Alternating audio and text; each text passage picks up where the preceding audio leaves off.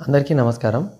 గొర్రెల పెంపకం లాభదాయకంగా ఉండాలి అంటే ఒక గొర్రెకి ఒక పిల్ల కాకుండా 2, 3 పిల్లలు పుట్టినట్లయితే మనకు మార్కెటింగ్ వెయిట్ అనేది ఎక్కువగా వస్తుంది. దానివల్ల లాభాలు బాగా ఉంటాయి. మరి ఆ విధంగా ఒక గొర్రె నుంచి 2, 3 పిల్లలు పుట్టాలని అంటే మనం ఏం చేయాలి? ఎలాంటి గొర్రెల్ని పెంచుకోవాలి? అవి మన ఏరియాకి సెట్ అవుతాయా? ఒకవేళ తీసుకొచ్చుకుంటే వాటిని ఎలా క్రాసింగ్ చేయాలి?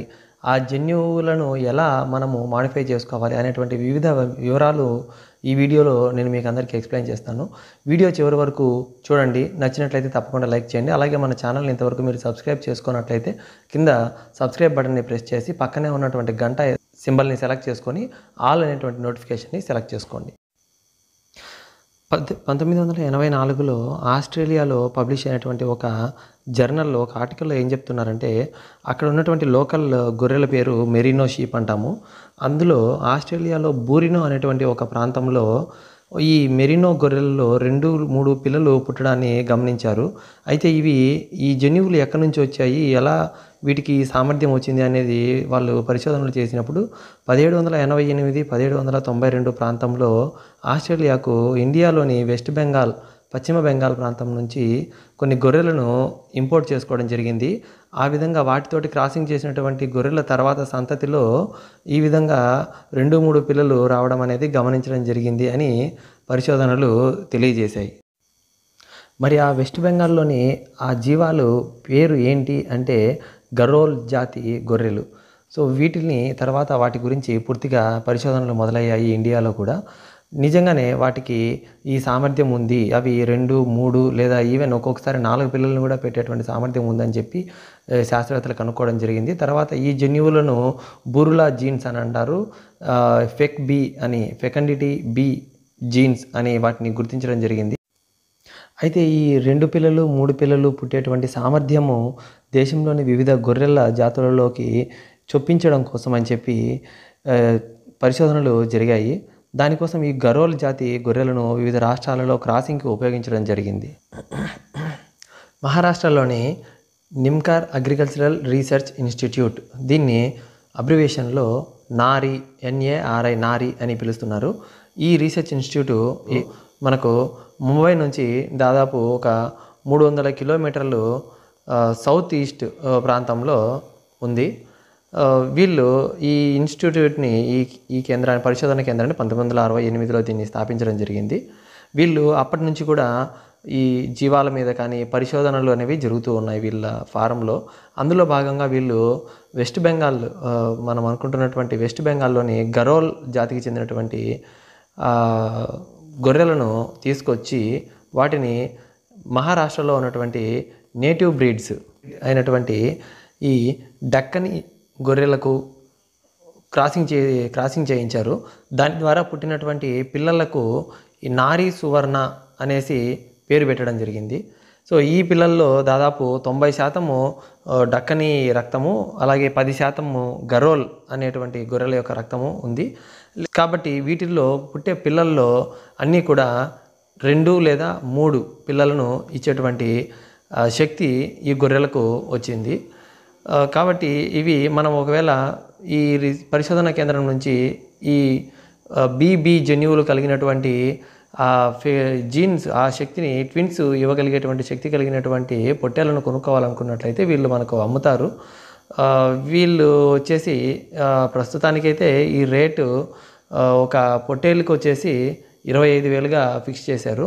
సో మనము ఒక 2 లేదా 3 పొట్టేళ్ళు తెచ్చుకున్నట్లయితే మనకు అక్కడ నుంచి మన మందలో కూడా ఒక తరం తర్వాత నుంచి మన మందలో కూడా మనకు పుట్టేటువంటి గొర్రెలకు 2 లేదా 3 పిల్లల్ని పుట్టే విధంగా మనము డెవలప్ చేసేదానికి అవకాశం ఉంటుంది. వీళ్ళు ఈ నారీ సువర్ణ బ్రీడ్ని డెవలప్ చేసిన తర్వాత వాళ్ళు మహారాష్ట్రలో అక్కడ ఉన్నటువంటి లోకల్గా ఉన్నటువంటి రైతులకు దీన్ని ఇవ్వడము, వాటికి ద్వారా పుట్టినటువంటి పిల్లలలో కూడా మార్పులను గమనించడం జరిగింది. సో మనం ఒకవేళ ఈ నారీ సువర్ణ దగ్గర నుంచి బ్రీడ్ తెచ్చుకోవాలనుకున్నట్లయితే ఆ పొట్టేళ్లను లేదా గొర్రెలని కొనుక్కోవాలనుకుంటే ఈ విధంగా వీళ్ళ మొబైల్ నెంబర్స్ అండి. సో వీటిల్లో మనము దేనికైనా కాంటాక్ట్ చేసినట్లయితే వాళ్ళు మాట్లాడి మనకు చెప్తారు. మనకు కూడా ఆ గొర్రెలని లేదా పొట్టేళ్లను ఇవ్వడం జరుగుతుంది. తర్వాత ఇవి వీళ్ళు ఇక్కడ మాత్రమే కాకుండా కర్ణాటకలో కూడా చాలా రకాలుగా వీళ్ళు ఈ బ్రీడ్ని డెవలప్ చేయడము, అక్కడ కూడా నారీ సువర్ణ బ్రీడ్ని కర్ణాటక లోకల్గా ఉన్నటువంటి పొట్టేళ్ళ గొర్రెలకు క్రాసింగ్ చేసి అక్కడ కూడా ట్విన్స్ ట్రిప్లెట్స్ వచ్చే విధంగా పిల్లల్ని డెవలప్ చేయడం జరిగింది. ఒకసారి ఈ జన్యుపరంగా ఈ జీవాలలో కలిగేటువంటి మార్పుల గురించి మనం చూసినట్లయితే ఈ బి అనేటువంటి జన్యువుని మనము బూరులా జీన్ అంటాము. అంటే ఈ బి అనేటువంటి జన్యువు ఏ జీవాలలో అయితే ఉంటుందో అది మనకు 2 లేదా 3 పిల్లలని ఇవ్వగలదని అర్థం చేసుకోవాలి.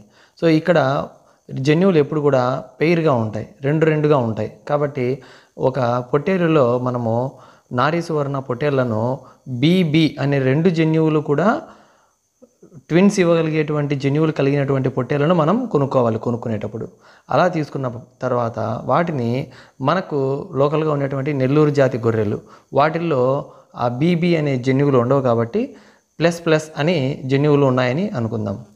సో ఇప్పుడు బి అనే జన్యువులు ఉంటే ట్విన్స్ పుడతాయి. అలాగే ప్లస్ అనే జన్యువు ఉంటే మనకు ట్విన్స్ పుట్టవు.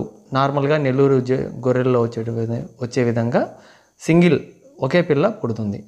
సో ఈ 2 మనం క్రాస్ చేసినప్పుడు మనకు వచ్చేటువంటి పిల్లల్లో ఫీమేల్స్ పుడతాయి, ఆడపిల్లలు పుడతాయి, మగపిల్లలు కూడా పుడతాయి.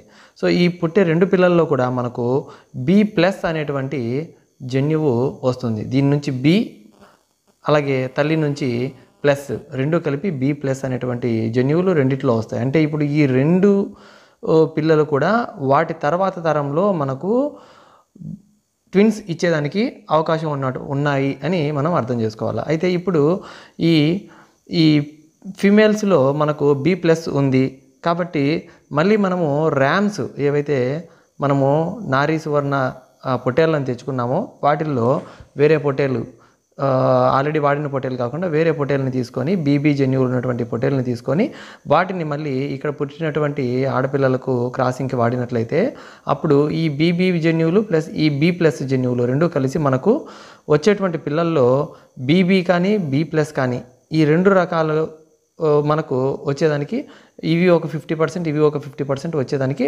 అవకాశం ఉంది. అంటే ఈ రెండిటి యొక్క క్రాసింగ్కి పుట్టేటువంటి పిల్లలు ఖచ్చితంగా మనకు ట్విన్స్ లేదా ట్రిప్లెట్స్ 2 లేదా 3 పిల్లలు పుట్టేదానికి అవకాశం ఉంటుంది. తర్వాత ఈ మిగిలిన పిల్లల్లో తర్వాత వీటికి పుట్టినటువంటి ఈ పిల్లల్లో కూడా వేటిల్లో బీబీ ఉన్నాయి, వేటిల్లో బి ప్లస్ ఉంది అనేది మనం కనుక్కోవాలంటే మాత్రం అది ల్యాబొరేటరీలో మనము పీసీఆర్ అనేటువంటి ఒక టెస్ట్ ద్వారా కనుక్కోవాల్సి వస్తుంది. అది మనము ఫర్దర్ ఫీల్డ్లో మనకు అది అవసరం లేదు. కాకపోతే ఈ స్టేజ్ వరకు మనం వచ్చామనంటే ఇంకా తర్వాత నుంచి మన మందలో పుట్టేటువంటి ప్రతి పిల్లలన్నీ కూడా దాదాపు ట్విన్స్ లేదా 2 లేదా 3 పిల్లలు పుట్టేదానికి అవకాశం ఉంటుందని మనం అర్థం చేసుకోవచ్చు. ఇలాంటి మరిన్ని ఇంట్రెస్టింగ్ విషయాలను మీ ముందుకు తీసుకురావడానికి మీ అమూల్యమైన సలహాలను, మీ సందేహాలను కూడా కింద కామెంట్ సెక్షన్లో పోస్ట్ చేయండి. నేను మీకు సమాధానం ఇస్తాను. Thank you for watching.